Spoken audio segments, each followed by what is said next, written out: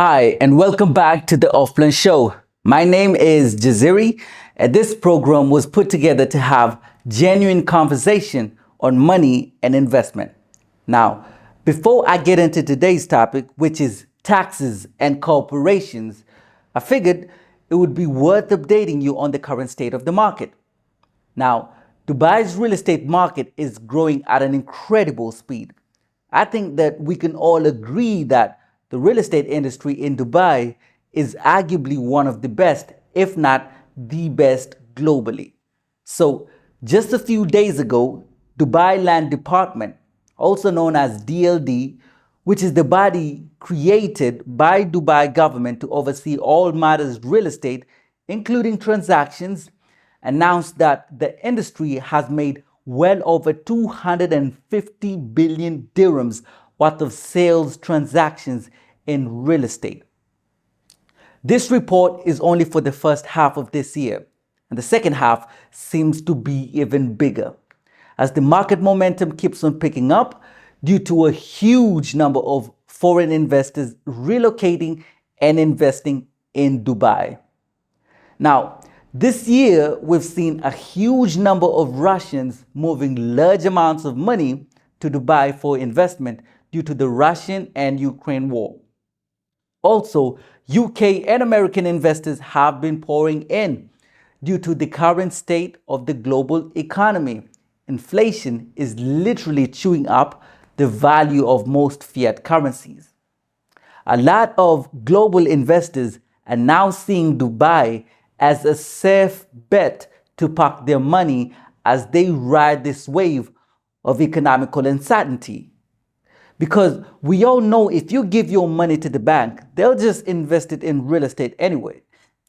Interesting.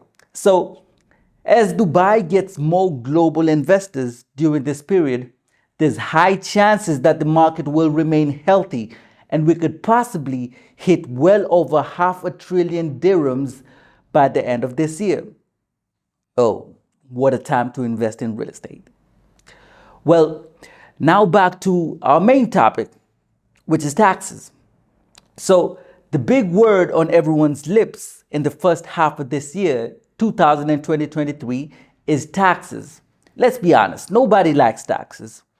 This most likely is the biggest change in Dubai since the introduction of freehold and leasehold, and it sets us up for bigger changes in the future. Let me explain. So, Dubai was primarily tax-free. We all remember those days fondly as everything was cheap. That also meant that if you made 100% profit, you get to keep 100% profit. Unlike many countries around the world, this fact helped to secure Dubai as the new playground of the rich and became a magnet for investors. But in 2018, the government of Dubai introduced the 5% value-added tax. Although it was big news at that time, most people didn't think much about it because 5% wasn't too much to pound your head over.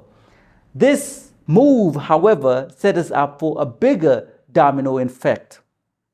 And 5 years later, on the 1st June 2023, the government has introduced the 9% business tax, with exemptions to some free zone areas which power its economy.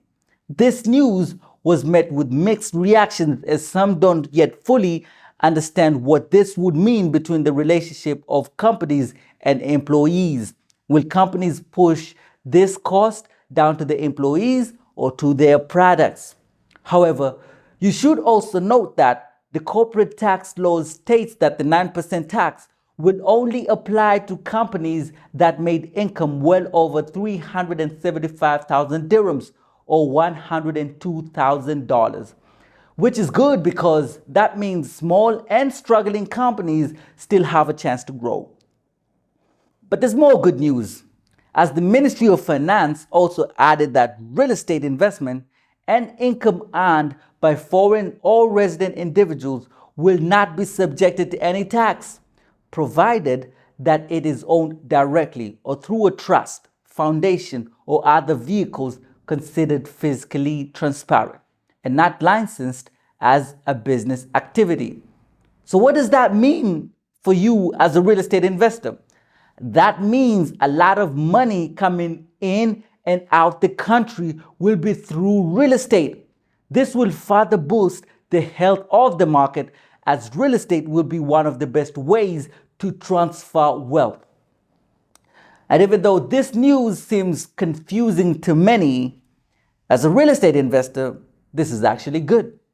Now, to put things into perspective, you have to understand that even though the UAE has introduced the 9% corporate tax, that is still very low compared to other countries globally. For example, Saudi Arabia levies 20%. We only levy 9%. Qatar, 10%. Kuwait, 15% on foreign-owned farms. And Oman has a corporate rate of 15%, according to consultancy PwC. So that means Dubai is still an attractive and lucrative city to invest in. Now, even though UAE has not yet published a regulation on how tax will be collected and what they will do with the money, some S&P rating agencies estimate that the tax could add between 1.5 to 1.8% to the total GDP of UAE's seven emirates. So 70% of the tax will be given back to the collecting emirate and 30% will go to the federal government. The corporate tax also coincides with the recent announcement by Dubai for the metro expansion and other rapid development like the Al Maktoum Airport, which is projected to become the biggest in the world. So now you understand why Dubai decided to make this move. But the big question on the back of everyone's mind is, how long will it take before they introduce income tax? Maybe another 5 years, maybe 10, who knows? But until then, let's make more money in real estate. Well, that's all we have for today. I hope you enjoyed this episode. I would really appreciate it if you like this video and shared it with other investors. And if you would like to invest in real estate in Dubai, whether off-plan or secondary market, please feel free to contact us on the numbers provided below. Thank you very much. Have a good day.